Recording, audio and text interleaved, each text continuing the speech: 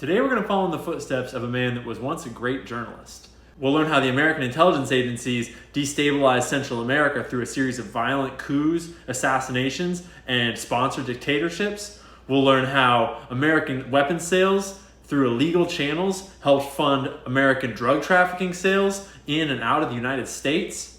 And we'll even learn what wound up happening to the journalist that put it all together. And spoiler alert, he's not with us anymore. American conspiracy theories are dangerous. Information is the oxygen of a democracy. With Republicans, with progressives, with libertarians, because this is not about right and left, this is about right and wrong. It's so sick that we can't talk about it. It actually lifted up, and it could actually turn. So real quick, let's review what we've learned so far. We've been learning about the history of the opium poppy and how it was used by the British Empire during the 1600s, the 1700s, and the 1800s as a key trade good in establishing the original British Empire. Originally, the British Empire was growing most of their opium in India and then shipping it into China. And by some estimates, opium smuggling provided up to 20% of the British Empire's revenue during this time. This opium trade had been established right around the turn to the 1700s when the Qing dynasty opened their ports to British traders. And the British traders wanted a lot of Chinese exports, but the Chinese didn't really need anything the British had except for silver and opium.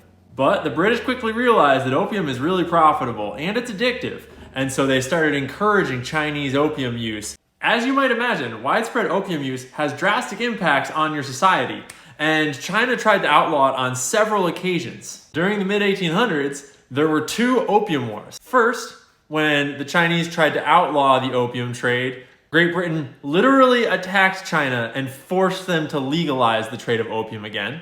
At the end of the Second Opium War, they even forced the Chinese people to pay them back for opium that had been destroyed during the conflict. And last week, we took a brief detour to learn about the founding members of the Central Intelligence Agency and how they had strong ties to Nazis, to organized crime, and to general corporate partnerships that had no allegiances to the US government ever since the founding of this organization. And we left off with all the pieces in place to learn about the French Connection, the heroin trade in Southeast Asia during the Cold War, largely facilitated by the CIA. And then today we're also going to look at how the CIA took the same playbook to Central America with cocaine, and how the crack cocaine epidemic during the 80s that plagued black and poor neighborhoods in America had strong and sinister alleged ties to CIA operations in the Iran Contra affair. But I want to start off by saying that everything in this video is purely speculation based upon evidence sourced from the internet, and none of it constitutes a claim of fact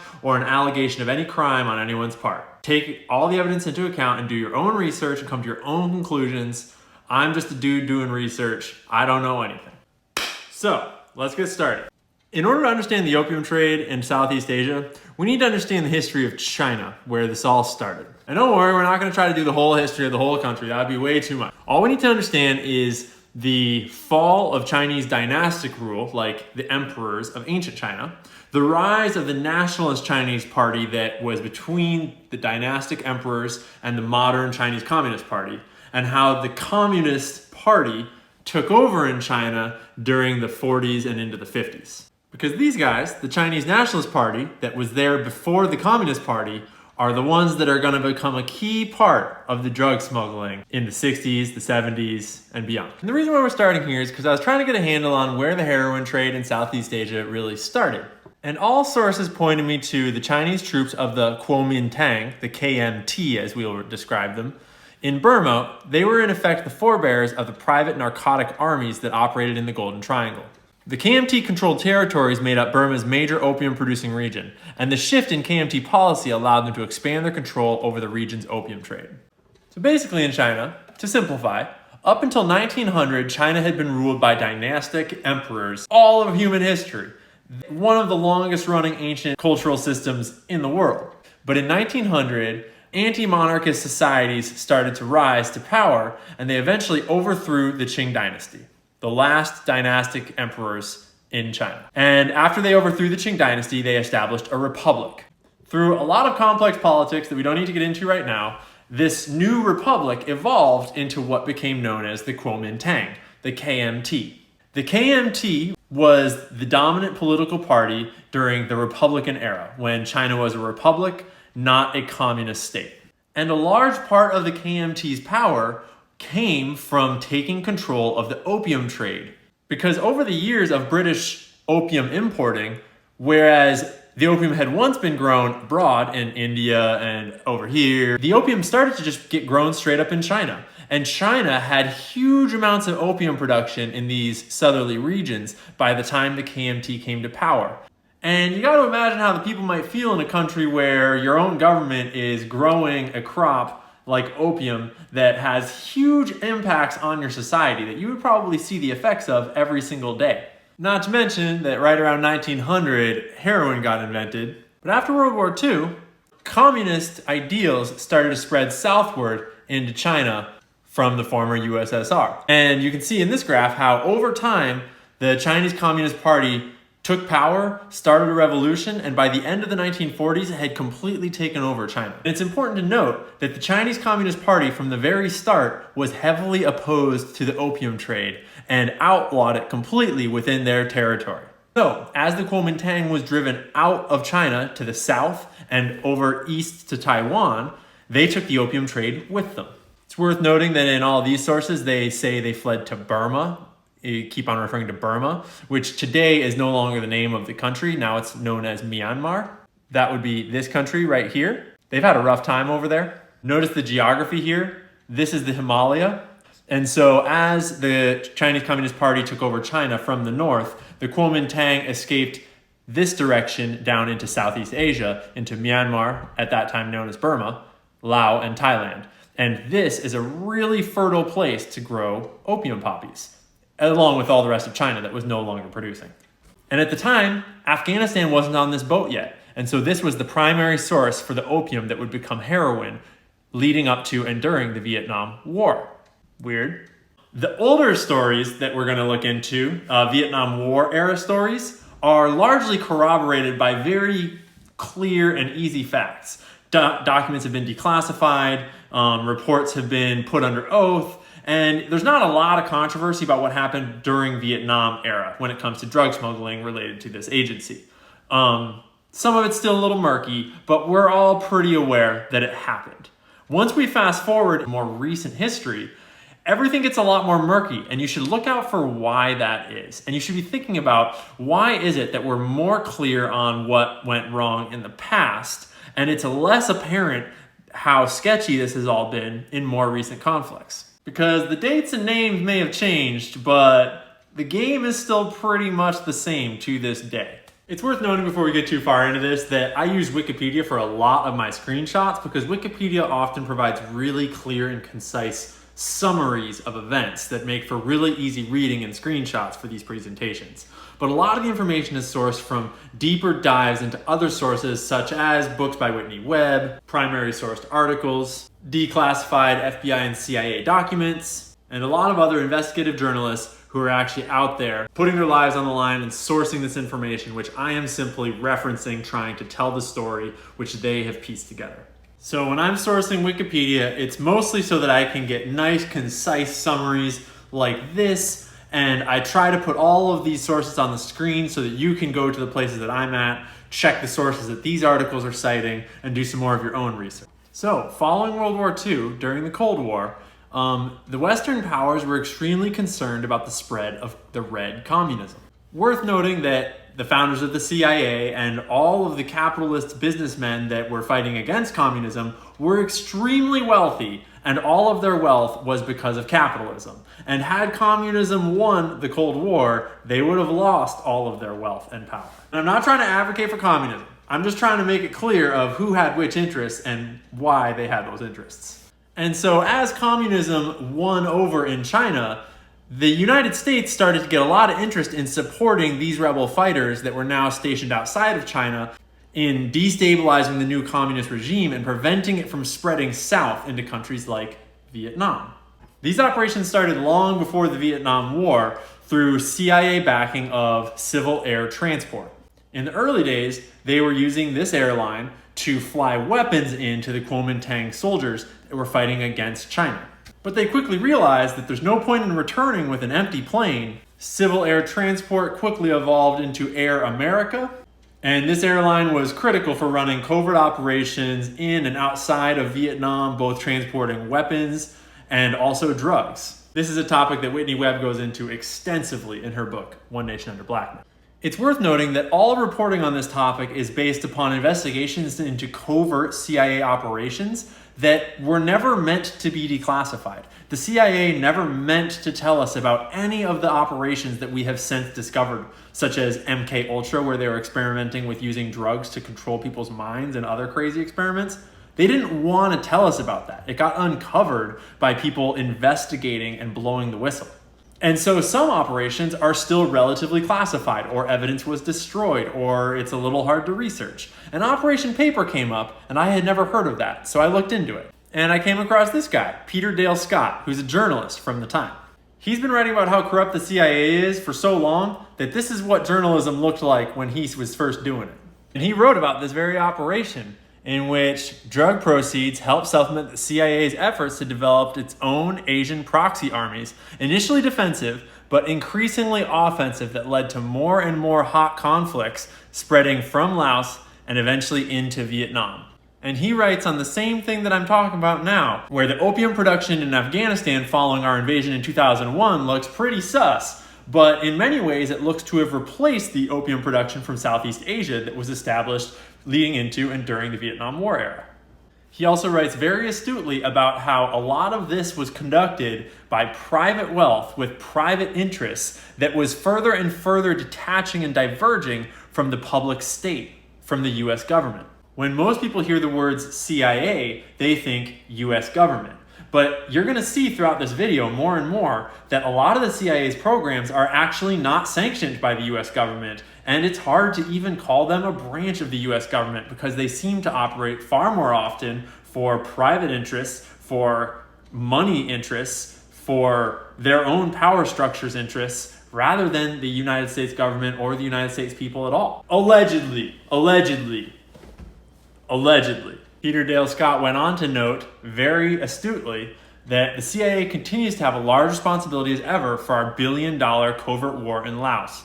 And yet more surprising that air support for this and other covert activities continues to be supplied by Air America, which is a private and hence uncontrollable airline whose capital, as we shall show, is derived in large part from Kuomintang sources in Taiwan. Keyword, private company doing the bidding of the CIA, a theoretically public government agency. But when you conduct business through private individuals and private corporations, things become very untraceable very quickly, not by accident.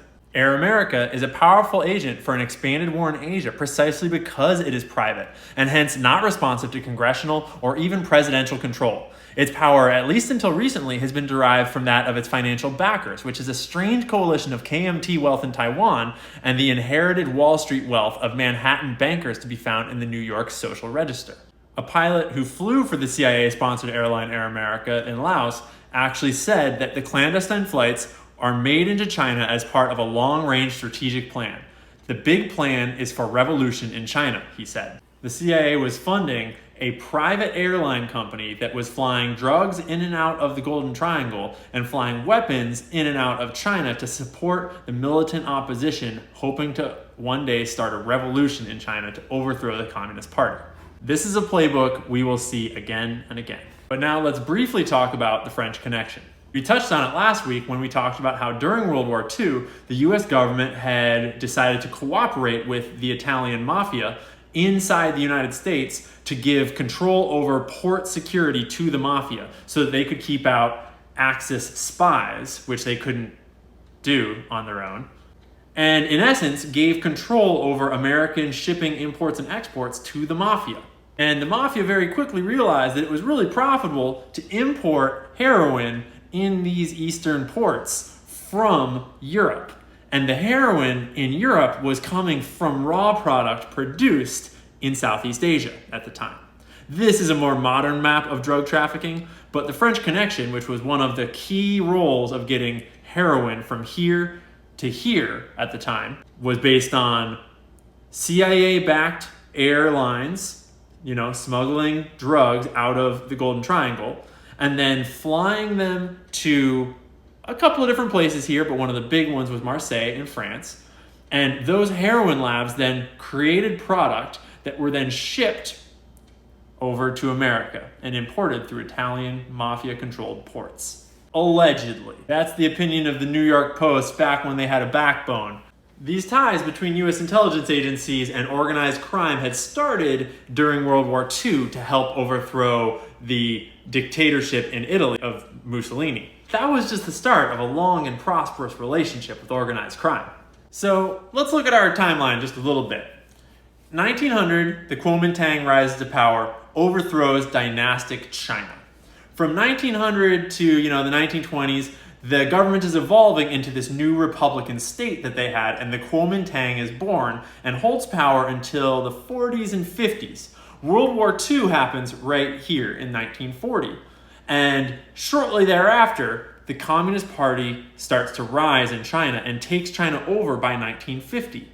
This is where this opium trade in Southeast Asia starts, with the Kuomintang exiled from China here and illicitly working with American intelligence agencies to run drugs and weapons to destabilize the Chinese Communist Party in Southeast Asia in this time frame, leading up to Vietnam here. But there was a lot of other things happening in this time frame in other parts of the world that set the stage for the cocaine trafficking that would happen in the 80s. So we're going to go there next. If you're like me, you've probably heard of the Iran Contra affair. You've probably heard about drug smuggling from South America, Central America, from the Nicaraguan Contras into the United States. And if you grew up in the African American community, this story is probably going to be pretty familiar to you. And if you don't know why that is, hold your horses and I'll explain. Now, Iran Contra is extremely complicated, and I do not pretend to understand all the geopolitical complexities of the Iran-Iraq War, of the Muslim cultures in the Middle East, of any of the true depth of what we're talking about here. Anyone that claims to understand all this shit is probably tooting their own horn. We're going to intentionally focus in just on the connections of weapons and drugs with American intelligence agencies, organized crime, and the impact it had on the American people. Not to mention the rest of the world. And to do that, we're actually going to start in Guatemala, which is a country very near and dear to my heart. In many ways, the CIA's Latin American playbook was first written in Guatemala in the 40s and 50s. In 1931, the dictator General Jorge Ubico came to power, backed by the United States. He initiated one of the most brutally repressive military regimes in Central American history. Ubico created a widespread network of spies and informants and had political opponents tortured and put to death. He consistently sided with the United Fruit Company, Guatemalan landowners, and the urban elites in disputes with peasants. Ubico was forced to implement a system of debt slavery and a forced labor to make sure that there was enough labor available for the coffee plantations and the United Fruit Company workers were readily available. Allegedly, he passed laws allowing landowners to execute workers as a disciplinary measure if they got out of line. He also identified as a fascist. He admired Mussolini, Franco, and Hitler, saying at one point, "I am like Hitler. I execute first and ask questions later." Ubico was disdainful of the indigenous population, calling them animal-like, and stated that to become a civilized person, they needed mandatory military training, comparing it to domesticating donkeys. He gave away hundreds of thousands of hectares to the United Fruit Company, exempted them from taxes in Tiquiaste, and allowed the U.S. military to establish bases in Guatemala. So naturally, Guatemalans were pretty pissed. They were so pissed that they had a revolution and installed their own democracy and said, fuck that shit, and gave all that land back to their own people. But guess who didn't like that?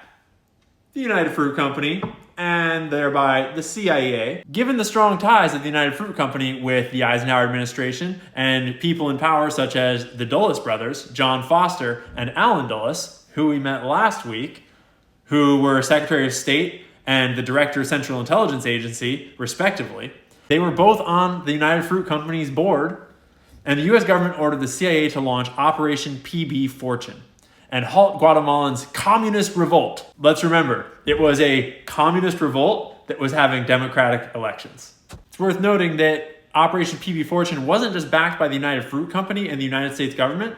It was also backed by the right-wing dictators of Nicaragua, the Dominican Republic, and Venezuela, which were all also aligned with the U.S., had been installed by the U.S. in the same way as the people overthrown in Guatemala. They all felt threatened by this democratic government in Guatemala. I wonder why. And so all together, they launched a coup in Guatemala under Operation PB Fortune. However, the U.S. State Department discovered that details of the plan had become widely known, and the U.S. Secretary of State became concerned that the coup attempt would damage the image of the U.S., which had committed to a policy of non-intervention, and so they terminated the operation. And then got the job done 2 years later by renaming the operation to PB Success. And that playbook will sound awfully familiar when you learn about what happened in Nicaragua during the 80s. It's worth noting that we're skipping over all sorts of other little coups and civil wars and things that were backed by the CIA to maintain the same level of control all throughout Central America as we just talked about up here in Guatemala. Next, we'll focus on Nicaragua, because shit got spicy down there, and because the CIA got caught red-handed. For reasons that will become apparent, we're going to focus a lot on The Dark Alliance, written by Gary Webb. Originally, The Dark Alliance was a series of newspaper articles that he published, and later he published a full novel about them, before losing his job, being discredited by the press, and then committing suicide by shooting himself in the head twice. True story. So during the 80s, the Iran Contra affair took place in two separate theaters that were connected by money and politics. First, the Iran-Iraq War over here in the Middle East. And secondly, over here in Nicaragua, the Nicaraguan Revolution, which seem unrelated. During the 1970s, Iran had been purchasing weapons from the United States for questionable reasons, and eventually everyone got pissed and we put an embargo on them. And the rhetoric was all, no more weapons to Iran, they support terrorism, they're bad. But when they got into a war with Soviet-backed Iraq, and they needed more weapons and we needed more profits, under Ronald Reagan, they just kind of sold a few weapons without telling anyone. We are oversimplifying vastly.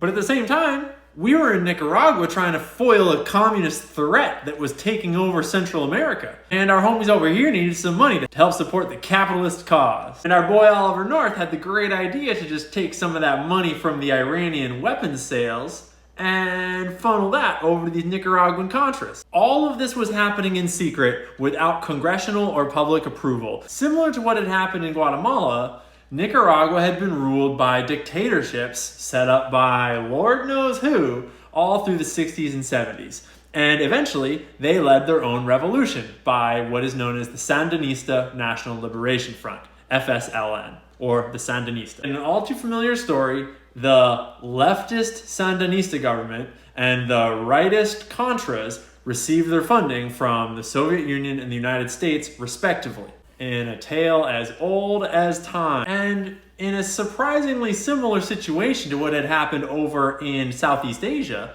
The rebel groups that we were funding here were also involved in drug smuggling, but this time with cocaine coming from South America, mostly Colombia. But this time the CIA had learned their lesson, and they didn't directly traffic it themselves. They simply funded another organization, the Contras, who were themselves making money off of the trafficking and facilitating the smuggling of drugs through Central America northwards to the United States. A lot of those drugs wound up here on the West Coast, entering through ports in Los Angeles and San Francisco.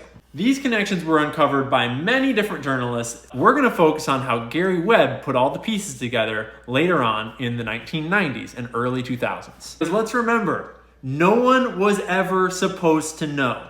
This was supposed to be kept secret. All the illicit CIA activities in Vietnam were supposed to be kept secret. All the illicit activities of the Iran Contra scandal were supposed to be kept secret. And it kind of makes you think about a certain opioid epidemic and a certain conflict in Afghanistan. It's worth reminding ourselves of another trend that started in the 1980s with the war on drugs. And this is right when the privatization of prisons started in the 80s and 90s. Anyways, I'm getting distracted. All right. Gary Webb. What did Gary Webb put together, and why was it so controversial, and how did he wind up double suiciding himself. Webb was one of the main people that broke the Nicaraguan Contra story in its complete form.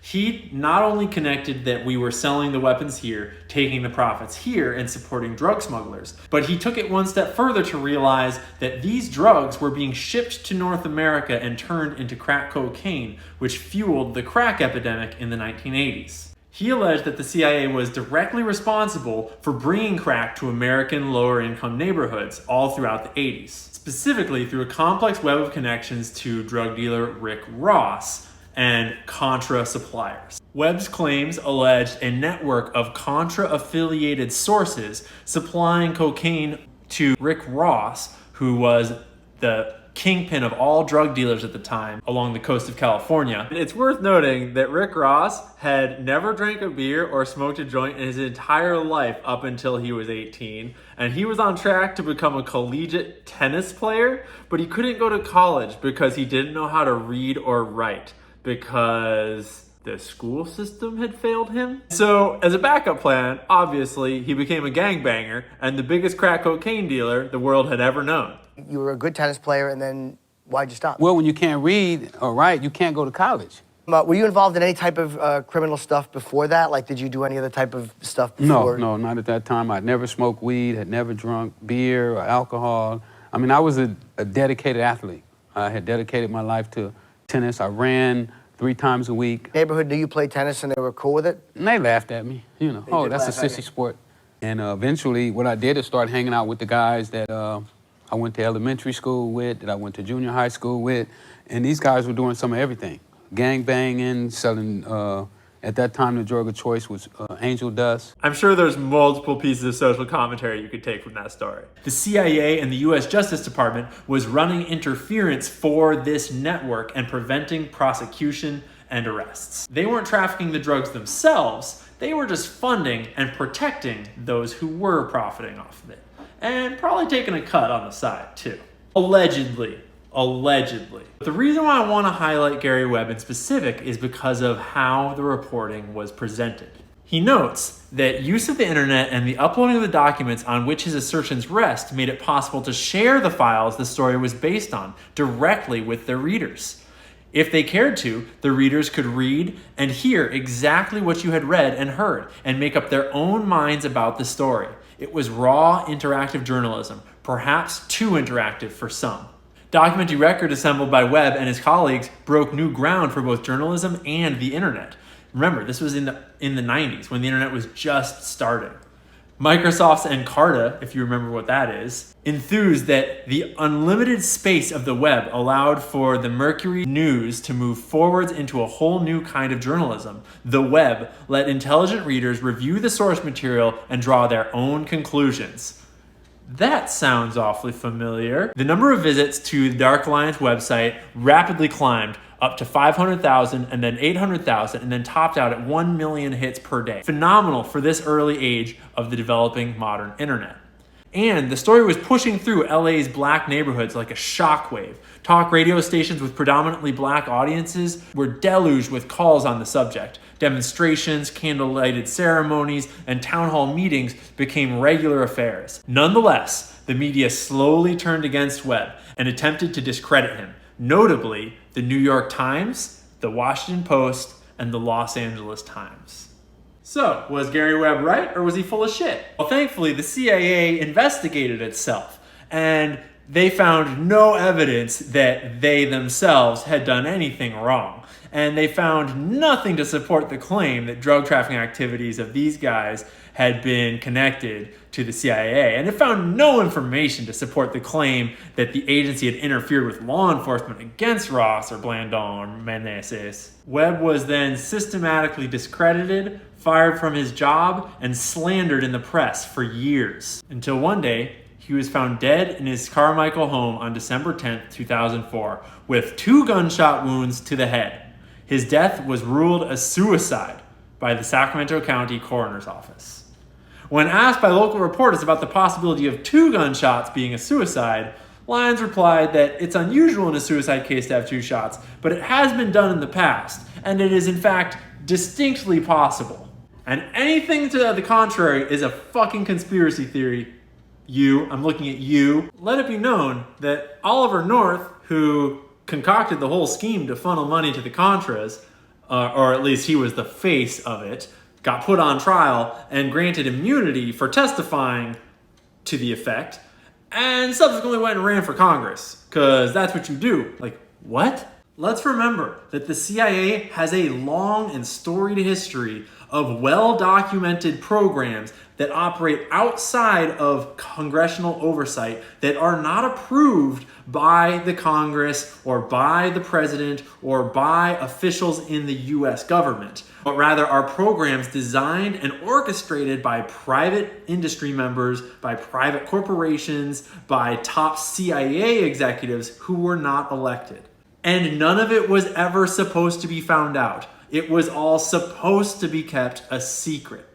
So, now that we know about Iran Contra and a little bit about the drug smuggling in Southeast Asia, I just want to quickly rewind to episodes 1 and 2 where we learned about not just the Golden Triangle, but also the Golden Crescent. How when the Taliban took over Afghanistan in the year 2000, they destroyed all the opium production and were down to 74 tons per year produced. That represented a 94% decrease in opium production in Afghanistan in the year 2000. And then after American troops took over Afghanistan, 1 year later, production was back up from the 74 tons produced under the Taliban back to 1,300 tons in 2002, and then topped out in the year 2006 at 6,100 tons of opium produced, which at the time represented 82% of the world's opium supply, and just so happened to correlate to a certain opioid epidemic here at home in the United States. Totally unrelated. I'm not alleging any crimes, obviously. Correlation does not equal causation. It's just weird that the graph of the national overdose deaths involving prescription opioids starts to skyrocket in the year 2001. And it's worth remembering that all of these opioids need to get made by someone's opium. I have no idea whose opium they would use, but I do know that 82% of the world's supply was coming from Afghanistan at the time. That's all we're going to say about Afghanistan right now, because this video is getting long, and I think a great way to wrap this all up is to leave you with some clips from John Perkins, the author of Confessions of an Economic Hitman. Just for a little bit of context, John spent the 1970s working for the Boston strategic consulting firm Chase Team Maine, and he claims to have been screened for this post by the National Security Agency, the NSA, and subsequently hired by this dude, Einar Grave. He alleges a more or less broad conspiracy between private companies and corporations, global banking, and the global intelligence networks such as the CIA to put foreign and third world countries into debt slavery and then to take control over them through corporate action, public pressure, private military action like coups and assassinations. And he outlines the formation of the modern Western empire through political covert means. Naturally, he draws some heat and has been largely discredited by such reputable news organizations as the Washington Post, who called him a conspiracy theorist, a peddler of nonsense. Also by the New York Times, which said there's a lack of documentary or testimonial evidence to corroborate the claims that the NSA was involved. I remember those guys. They seem to do an awful lot of fact-checking of people that have accusations about the government doing sketchy things. That's weird. I mean, it's not like we have any evidence of a history of journalists and news agencies working with the CIA to push narratives before. I mean, you wouldn't want to look up Operation Mockingbird at all to, fact check the fact checkers at all. Because if you did, you might find out that the dude who hired him later admitted in an interview that, quote, basically his story is true. What John's book says is there was a conspiracy to put all these countries on the hook, and that happened. Whether or not it was some sinister plot or not is up to interpretation. But many of these countries are still over the barrel and have never been able to repay the loans, which is his exact claim. There's a lot more where this came from. Just search Confessions of an Economic Hitman on YouTube, and you can watch the full 20-something minute long video.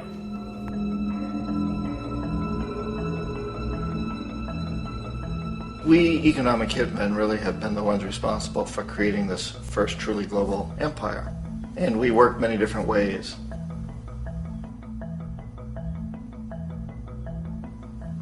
But perhaps the most common is that we will identify a country that has resources our corporations covet, like oil, and then arrange a huge loan to that country from the World Bank or one of its sister organizations.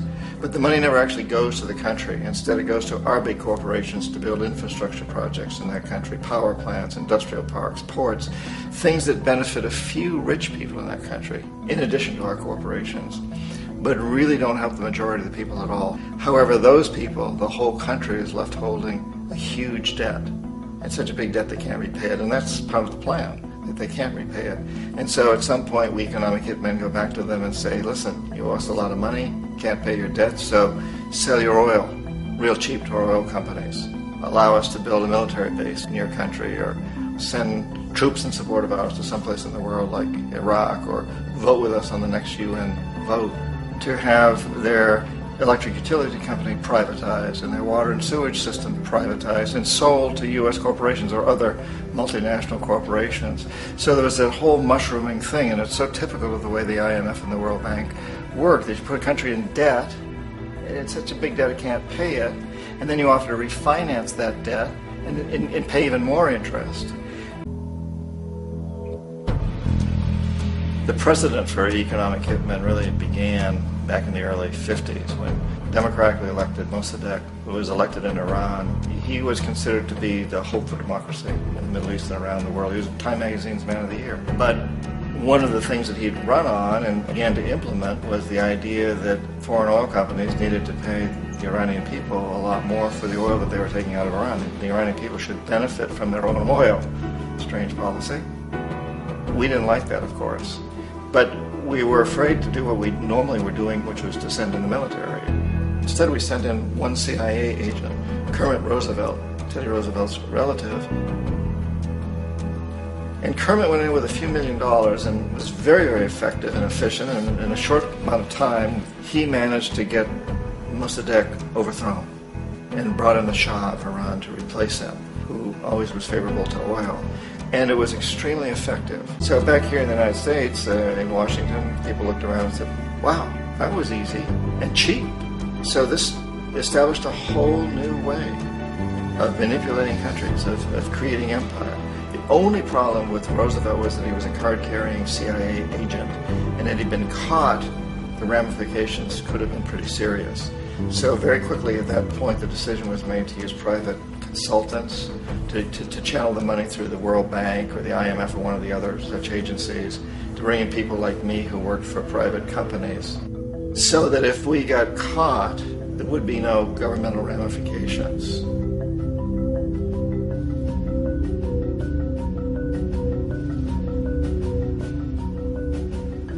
When Arbenz became president of Guatemala, the country was very much under the thumbs of United Fruit Company, the big international corporations. And Arbenz ran on this ticket that says, you know, we want to get the land back to the people. And once he took power, he was implementing policies that would do exactly that, give the land rights back to the people. United Fruit didn't like that very much. And so they hired a public relations firm, launched a huge campaign in the United States to convince the United States people, the citizens of the United States, and the press of the United States, and the Congress of the United States, that Arbenz was a Soviet puppet, and that if we allowed him to stay in power, the Soviets would have a foothold in this hemisphere. And that, at that point in time, was a huge fear on everybody's mind, the Red Terror, the Communist terror. And so, to make a long story short, out of this public relations campaign came a commitment on the part of the CIA and the military to take this man out. And in fact, we did. We sent in planes, we sent in soldiers, we sent in jackals, we sent everything in to take him out, and did take him out. And as soon as he was removed from office, the new guy that took over after him basically reinstated everything to the big international corporations, including United Fruit. Ecuador for many, many years had been ruled by pro-US dictators, often relatively brutal. Then it was decided that they were going to have a truly democratic election. Jaime Roldos ran for office, and his main goal, he said, as president would be to make sure that Ecuador's resources were used to help the people. And he won, overwhelming, by more votes than anybody had ever won anything in Ecuador. And he began to implement these policies to make sure that the profits from oil went to help the people. Well, we didn't like that in the United States. I was sent down as one of several economic hitmen to change Roldos, to corrupt him, to bring him around, to let him know, okay, you can get very rich, you and your family, if you play our game, but if you continue to try to keep these policies you've promised, you're going to go. He wouldn't listen. He was assassinated. As soon as the plane crashed, the whole area was cordoned off. The only people that allowed in were U.S. military from a nearby base and some of the Ecuadorian military. When an investigation was launched, 2 of the key witnesses died in car accidents before they had a chance to testify. A lot of very, very strange things that went on around the assassination of Jaime Roldos. I, like most people who've really looked at this case, have absolutely no doubt that it was an assassination. And of course, in my position as an economic hitman, I was always expecting something to happen to Jaime, whether it be a coup or assassination, I wasn't sure, but that he would be taken down because he was not being corrupted. He would not allow himself to be corrupted the way we wanted to corrupt him.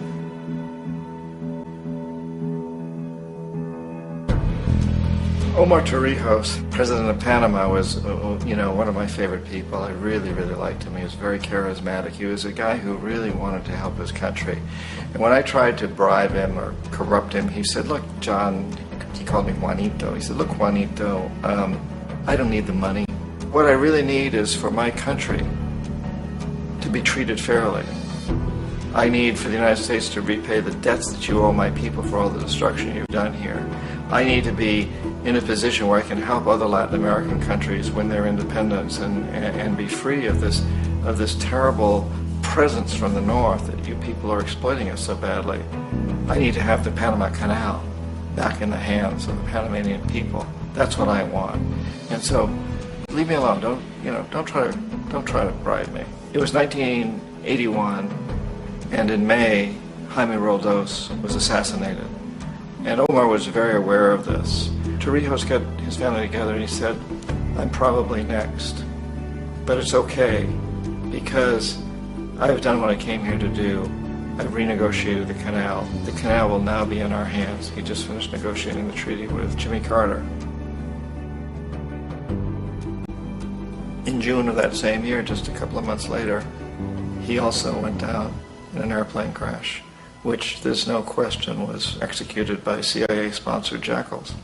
Tremendous amount of evidence that one of Torrijos' security guards handed him at the last moment as he was getting on the plane a tape recorder, a small tape recorder that contained a bomb.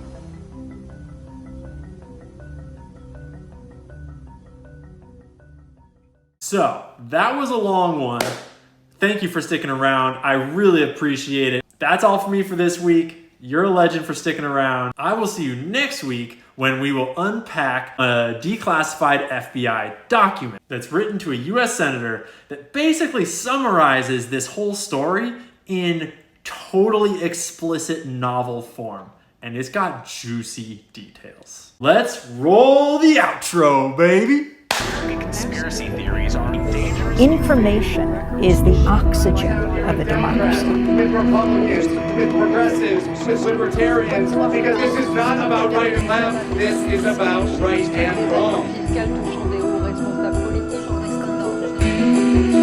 It's so sick that we can't talk about it. It actually lifted up, and it could actually turn. I'm gonna ask you to look away. Legend has it that Christian Rosenkreuz drew his secret knowledge from the wisdom of the ancient Egyptians. They estimated 100 yards from the left wing was this 100-foot disc. You begin to get into this very scary scenario that has to do with the human condition, of the proclivity to accumulate vast amounts of power around a handful of people.